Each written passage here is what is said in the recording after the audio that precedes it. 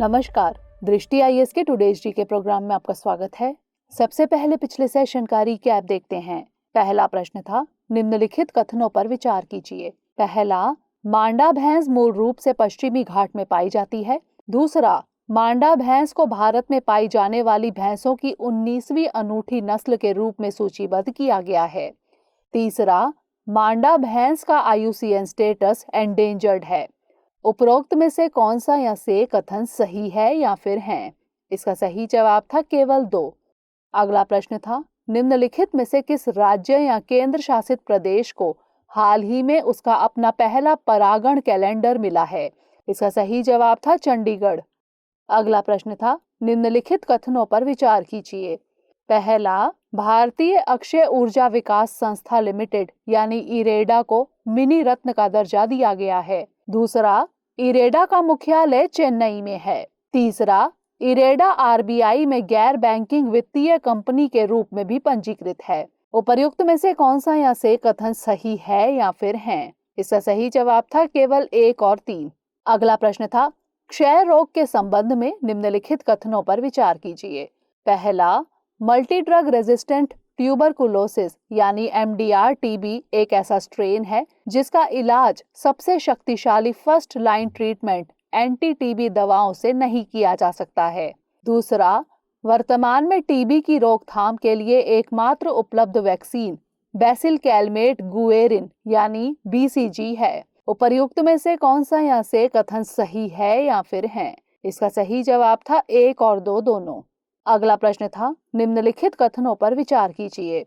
पहला, El Nino पूर्वी उष्णकटिबंधीय प्रशांत महासागर में सतही जल के असामान्य रूप से ठंडा होने का वर्णन करता है। दूसरा, अल नीनो ला नीना की तुलना में अधिक बार होता है। तीसरा, अल नीनो की वजह से इंडोनेशिया और ऑस्ट्रेलिया में भारी बारिश होती है। उपर्युक्त में से कौन सा या से कथन असत्य है या फिर हैं? इसका सही जवाब था केवल 1 और 3। अगला प्रश्न था, भोगदोई नदी के संबंध में निम्नलिखित कथनों पर विचार कीजिए। पहला, यह ब्रह्मपुत्र की सहायक नदी है। दूसरा, इसका उद्गम नागालैंड में होता है। तीसरा, इसका पुराना नाम देसोई था। उपर्युक्त में से कौन सा या से कथन सत्य है या फिर हैं? इसका सही जवाब था उपर्युक्त सभी। अगला प्रश्न था, खबरों में रहा नमस्या क्या है? इसका सही जवाब था एक मोबाइल ऐप। अगला प्रश्न था, ब्रिक्स के संबंध में निम्नलिखित कथनों पर विचार कीजिए। पहला, तीसरे ब्रिक्स शिखर सम्मेलन में दक्षिण अफ्रीका ब्रिक्स में शामिल हुआ था। दूसरा, थैक्विनी घोषणा के तहत न्यू डेवलपमेंट बैंक की स्थापना की गई। तीसरा, 2020 में ब्रिक्स द्वारा ब्रासीलिया घोषणा को अपनाया गया था। उपर्युक्त में से कौन सा या से कथन असत्य है या फिर हैं? इसका सही जवाब था केवल 2 और 3। अगला प्रश्न था, न्यायाधिकरण के संबंध में निम्नलिखित कथनों पर विचार कीजिए। पहला, अनुच्छेद 323A केवल लोक सेवा मामलों के लिए न्यायाधिकरणों की स्थापना का प्रावधान करता है। दूसरा, अनुच्छेद 323B में कुछ अन्य मामलों के लिए न्यायाधिकरणों की स्थापना की बात कही गई है। तीसरा, न्यायाधिकरण को 44वें संशोधन अधिनियम 1978 द्वारा भारतीय संविधान में शामिल किया गया था। उपर्युक्त में से कौन सा या से कथन सत्य है या फिर हैं? इसका सही जवाब था केवल 1 और 2। अंतिम प्रश्न था, निम्नलिखित देशों पर विचार कीजिए।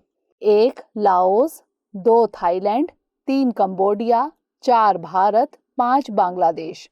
उपर्युक्त में से कौन से देश म्यांमार के साथ सीमा साझा करते हैं? इसका सही जवाब था केवल 1, 2, 4 और 5। हमारे वीडियो अंग्रेजी में देखने के लिए फॉलो करें हमारा ही दूसरा YouTube चैनल दृष्टि IAS इंग्लिश। शुरुआत करते हैं आज के सेशन की। सबसे पहले देखेंगे अभ्यास प्रश्न। निम्नलिखित कथनों पर विचार कीजिए। पहला, शिकारी पक्षी बीजों को एक जगह से दूसरी जगह ले जाने में अहम भूमिका निभाते हैं। इससे बीज उत्पादन को बढ़ावा मिलता है और कीटों पर भी नियंत्रण होता है। दूसरा, रैप्टर्स समझौता ज्ञापन बॉर्न कन्वेंशन के तहत प्रवासी जानवरों की सुरक्षा से संबंधित है। तीसरा, रैप्टर्स समझौता ज्ञापन कानूनी रूप से बाध्यकारी समझौता है। उपर्युक्त में से कौन सा या से कथन सत्य है या फिर है? केवल एक और दो, केवल 2 और 3 या फिर 1, 2 और 3? इसका सही जवाब है ऑप्शन बी, केवल 1 और 2। हालिया शोध के अनुसार दुनिया भर में 557 शिकारी पक्षी प्रजातियों में से लगभग 30% प्रजातियों पर विलुप्त होने का खतरा मंडरा रहा है। शिकारी पक्षी यानी रैप्टर बीजों को एक जगह से दूसरी जगह ले जाने में अहम भूमिका निभाते हैं। इससे बीज उत्पादन को बढ़ावा मिलता है और कीटों पर भी नियंत्रण होता है। रैप्टर्स समझौता ज्ञापन बॉर्न कन्वेंशन के तहत प्रवासी जानवरों की सुरक्षा से संबंधित है। रैप्टर्स समझौता ज्ञापन कानूनी रूप से बाध्यकारी नहीं है।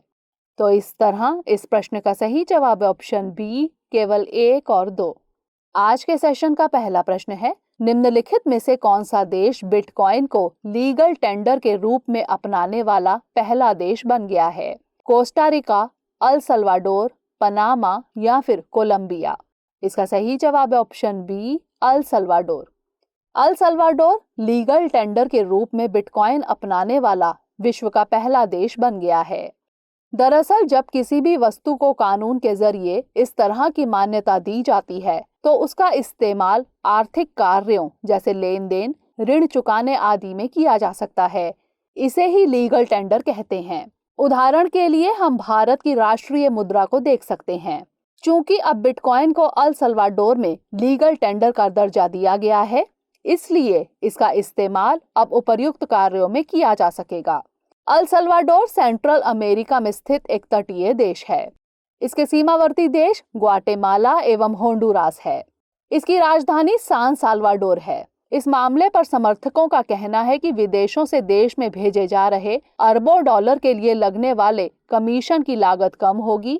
वहीं आलोचकों का मानना है कि इससे मनी लॉन्ड्रिंग को बढ़ावा मिल सकता है। तो इस तरह इस प्रश्न का सही जवाब है ऑप्शन बी, अल सल्वाडोर। अगला प्रश्न है, आईएनएस तबर के संदर्भ में निम्नलिखित कथनों पर विचार कीजिए। पहला, यह तलवार श्रेणी का एक युद्धपोत है जिसे फ्रांस में भारतीय नौसेना के लिए बनाया गया है। दूसरा, यह रडार एवं सर्विलांस सिस्टम की पकड़ में नहीं आता है। उपरोक्त में से कौन सा या से कथन असत्य है या फिर है? केवल 1, केवल 2, 1 और 2 दोनों या फिर ना तो 1 और ना ही 2? इसका सही जवाब है ऑप्शन ए, केवल 1। हाल ही में भारतीय नेवी और मिस्र की नौसेना के बीच भूमध्य सागर में एक मैरीटाइम अभ्यास हुआ। इसमें भारत की तरफ से आईएनएस तबर एवं मिस्र की तरफ से अलेक्जेंड्रिया नामक नौसैनिक जहाज ने भाग लिया। आईएनएस तबर तलवार श्रेणी का एक युद्धपोत है जिसे रूस में भारतीय नौसेना के लिए बनाया गया है। आईएनएस तबर रडार एवं सर्विलांस सिस्टम की पकड़ में नहीं आता है। तो इस तरह इस प्रश्न का सही जवाब है ऑप्शन ए, केवल 1। अगला प्रश्न है, निम्नलिखित कथनों पर विचार कीजिए। पहला, विश्व संरक्षण कांग्रेस का आयोजन international union for conservation of nature यानी IUCN द्वारा किया जाता है। दूसरा, पहला विश्व संरक्षण कांग्रेस का आयोजन 1948 में स्विट्जरलैंड में किया गया था। तीसरा, इंडोनेशिया के कोमोडो ड्रैगन का IUCN स्टेटस एंडेंजर्ड है। उपर्युक्त में से कौन सा या से कथन सत्य है या फिर है? केवल 1 और 2, केवल 2, केवल 1 और 3 या फिर 1, 2 और 3? इसका सही जवाब है ऑप्शन सी, केवल 1 और 3। फ्रांस के मार्सिले में IUCN वर्ल्ड कंजर्वेशन कांग्रेस 2020 का आयोजन किया जा रहा है। IUCN द्वारा विश्व संरक्षण कांग्रेस का आयोजन हर 4 साल में किया जाता है। पहला विश्व संरक्षण कांग्रेस 1948 में अमेरिका में आयोजित किया गया था। इंडोनेशिया के कोमोडो ड्रैगन का IUCN स्टेटस एंडेंजर्ड कर दिया है। इससे पहले इसका स्टेटस वल्नरेबल था। यह दुनिया की सबसे बड़ी छिपकली है। तो इस तरह इस प्रश्न का सही जवाब है ऑप्शन सी, केवल 1 और 3। अगला प्रश्न है, क्रिप्टो करेंसी के संदर्भ में निम्नलिखित कथनों पर विचार कीजिए। पहला, निवेशकों को क्रिप्टो करेंसी पर कोई ब्याज नहीं मिलता, हालांकि वे लोन चुकाने के लिए कोलैटरल के रूप में इसका प्रयोग करके उधार ले सकते हैं। दूसरा, स्टेबल कॉइन्स एक क्रिप्टो करेंसी है जो सरकार द्वारा डिजिटल रूप में जारी धन यानी मनी को स्थिर मूल्य प्रदान करती है। उपर्युक्त में से कौन सा या से कथन सत्य है या फिर है? केवल एक, केवल दो, एक और दो दोनों, या फिर ना तो एक और ना ही दो। इसका सही जवाब है ऑप्शन बी, केवल दो। निवेशक क्रिप्टो करेंसी पर ब्याज कमा सकते हैं। वे लोन चुकाने के लिए कोलैटरल के रूप में इसका प्रयोग करके उधार भी ले सकते हैं। स्टेबल कॉइन्स एक क्रिप्टो करेंसी है जो सरकार द्वारा डिजिटल रूप में जारी धन यानी मनी को स्थिर मूल्य प्रदान करती है। तो इस तरह इस प्रश्न का सही जवाब है ऑप्शन बी, केवल दो। अगला प्रश्न है, भारत में वित्तीय आपातकाल के संदर्भ में निम्नलिखित कथनों पर विचार कीजिए। पहला, इसकी घोषणा संविधान के अनुच्छेद 360 के तहत भारत के राष्ट्रपति द्वारा की जाती है। दूसरा, इस घोषणा को 1 महीने के भीतर संसद की दोनों सदनों से मंजूरी मिलनी जरूरी है। तीसरा, इसके तहत राज्य विधानमंडल के सभी धन विधेयक राष्ट्रपति के विचार के लिए आरक्षित रखे जाते हैं। उपरोक्त में से कौन सा या से कथन सही है या फिर है? केवल एक और दो, केवल दो, केवल दो और तीन, या फिर केवल एक और तीन। इसका सही जवाब है ऑप्शन डी, केवल एक और तीन। हाल ही में श्रीलंका में आर्थिक आपातकाल घोषित किया गया। श्रीलंका सरकार को खाद्यों की बढ़ती कीमत, मुद्रा में डेप्रिसिएशन एवं तेजी से घटते फॉरेक्स रिजर्व के बीच आर्थिक आपातकाल की घोषणा करनी पड़ी। भारत में वित्तीय आपातकाल की घोषणा संविधान के अनुच्छेद 360 के तहत भारत के राष्ट्रपति द्वारा की जाती है। इस घोषणा को 2 महीने के भीतर संसद की दोनों सदनों से मंजूरी मिलनी जरूरी है। इसके तहत राज्य विधानमंडल के सभी धन विधेयक राष्ट्रपति के विचार के लिए आरक्षित रखे जाते हैं। तो इस तरह इस प्रश्न का सही जवाब है ऑप्शन डी, केवल एक और तीन। अगला प्रश्न है, अंतर्राष्ट्रीय साक्षरता दिवस के संबंध में निम्नलिखित कथनों पर विचार कीजिए। पहला अंतर्राष्ट्रीय साक्षरता दिवस 1967 में मनाया गया था। दूसरा, इस वर्ष अंतर्राष्ट्रीय साक्षरता दिवस की थीम है literacy for a human centred recovery, narrowing the fiscal divide. उपर्युक्त में से कौन सा या से कथन सत्य है या फिर है? केवल एक, केवल दो, एक और दो दोनों, या फिर ना तो एक और ना ही दो। इसका सही जवाब है ऑप्शन ए, केवल एक। यूनेस्को द्वारा 1966 में 8 सितंबर को अंतर्राष्ट्रीय साक्षरता दिवस घोषित किया गया था। पहला अंतर्राष्ट्रीय साक्षरता दिवस 1967 में मनाया गया था। इस वर्ष अंतर्राष्ट्रीय साक्षरता दिवस की थीम है literacy for a human centred recovery, narrowing the digital divide, यानी मानव केंद्रित रिकवरी के लिए साक्षरता, डिजिटल विभाजन को कम करना। तो इस तरह इस प्रश्न का सही जवाब है ऑप्शन ए, केवल एक। अगला प्रश्न है, साबरमती आश्रम के संबंध में निम्नलिखित कथनों पर विचार कीजिए। पहला, यह भारत में गांधी का पहला आश्रम था जिसे अहमदाबाद के कोचराब क्षेत्र में स्थापित किया गया था। दूसरा, 1917 में इसे साबरमती नदी के तट पर शिफ्ट कर दिया गया था। तीसरा, साबरमती आश्रम को हरिजन आश्रम के नाम से भी जाना जाता है। उपर्युक्त में से कौन सा या से कथन सत्य है या फिर है? केवल एक और दो, केवल तीन, केवल एक और तीन, या फिर एक, दो और तीन। इसका सही जवाब है ऑप्शन डी, एक, दो और तीन। प्रधानमंत्री द्वारा साबरमती आश्रम के पुनर्विकास के लिए लाए गए प्रस्ताव को लेकर विरोध प्रदर्शन हो रहे हैं। गांधी आश्रम में रहने वाले 250 से अधिक परिवारों पर स्थानांतरण का खतरा मंडरा रहा है। इसे लेकर आश्रम वासियों एवं आश्रम के ट्रस्टियों द्वारा प्रदर्शन किया जा रहा है। गांधी जी के दक्षिण अफ्रीका के वापस आने के बाद 1915 में भारत में गांधी जी का पहला आश्रम अहमदाबाद के कोचराब क्षेत्र में स्थापित किया गया। बाद में 1917 में इसे साबरमती नदी के तट पर शिफ्ट कर दिया गया। यह 1917 से 1930 तक गांधी जी का घर रहा। यह भारतीय स्वतंत्रता संग्राम का एक प्रमुख केंद्र था। साबरमती आश्रम को हरिजन आश्रम के नाम से भी जाना जाता है। तो इस तरह इस प्रश्न का सही जवाब है ऑप्शन डी, एक, दो और तीन, यानी सभी कथन सत्य हैं। अगला प्रश्न है, प्रधानमंत्री मुद्रा योजना के संबंध में निम्नलिखित कथनों पर विचार कीजिए। पहला, इसे 2017 में लॉन्च किया गया था। दूसरा, इसके तहत मिलने वाले लोन के एवज में केवल कृषि भूमि को कोलैटरल के तौर पर रखना पड़ता है।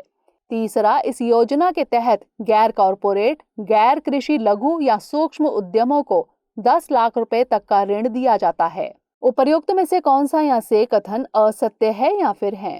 केवल 1 और 2, केवल 2 और 3, केवल 3 या फिर केवल 1? इसका सही जवाब है ऑप्शन ए, केवल 1 और 2। बैंकर्स के अनुसार सरकारी बैंकों के द्वारा प्रधानमंत्री मुद्रा योजना के तहत दिए गए ज्यादातर लोन एनपीए यानी नॉन परफॉर्मिंग एसेट्स में बदल रहे हैं।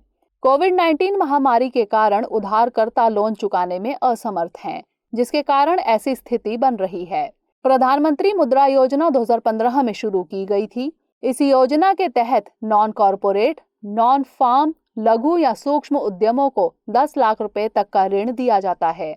यह कोलैटरल फ्री लोन होता है। तो इस तरह इस प्रश्न का सही जवाब है ऑप्शन ए, केवल 1 और 2।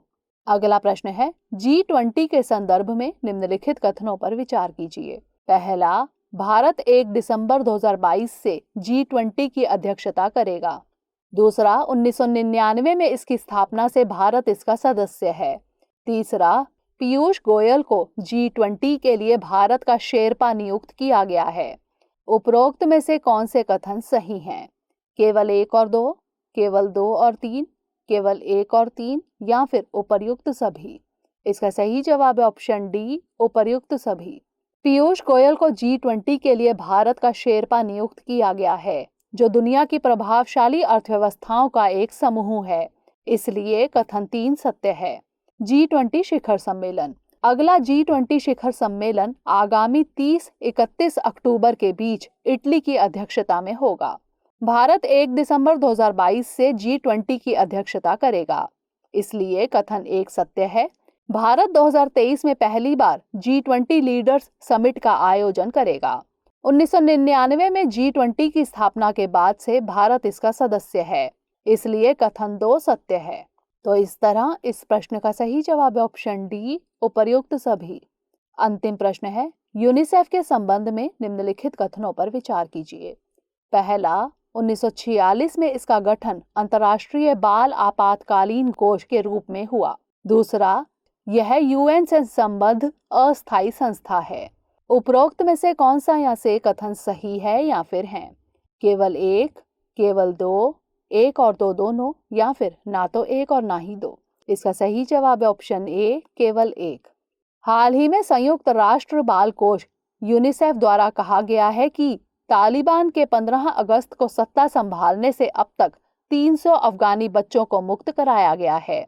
यूनिसेफ द्वितीय विश्व युद्ध से प्रभावित बच्चों की सहायता के लिए अंतर्राष्ट्रीय बाल आपातकालीन कोष यानी ICEF के रूप में यूनिसेफ की स्थापना 1946 में की गई थी। इसलिए कथन 1 सत्य है। 1953 में यूनिसेफ UN का स्थायी अंग बना। इसलिए कथन 2 असत्य है। तो इस तरह इस प्रश्न का सही जवाब है ऑप्शन ए, केवल 1। अब नोट कर लेते हैं आज का अभ्यास प्रश्न। निम्नलिखित कथनों पर विचार कीजिए।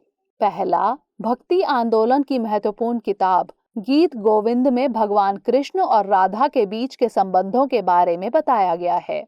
दूसरा, गीत गोविंद मूल रूप से 12वीं शताब्दी के कवि जयदेव द्वारा लिखी गई है।